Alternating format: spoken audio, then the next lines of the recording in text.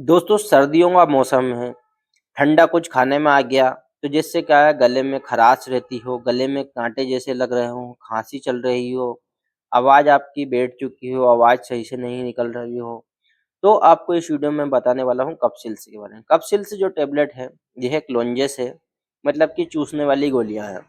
तो आपको सिप्ला कंपनी की ये गोलियाँ मिलती हैं। एक पत्ते में क्या है 10 गोलियाँ आती हैं और आपको ₹35 ऑन एमआरपी यह मिलती है। किसी भी मेडिकल स्टोर पे आप इसे इसे लेंगे तो कोई पर्चे की अब आप आपको आवश्यकता नहीं होती। इससे क्या-क्या बेनिफिट होते हैं, तो हमारे गले में यदि खराश हो, गले में हिचकिच हो, गले में काँटे गड़ रहे हों या फिर आवाज़ बैठ चुकी हो आपकी, खाँसी आपको चल रही हो, ठीक है? आपके गले में दर्द हो रहा हो, उसके लिए आप कफ़सिल्स लोजेंस को लेंगे तो आपको बहुत ही बढ़िया रिज़ल्ट देखने को मिलेगा। आप इसे सुबह और शाम एक-एक लोजेंस आपको मुँह में रखना है और चबाना नहीं है, ना ही पानी से गीलना है। इसको मुँह में रखकर चूसना होता है।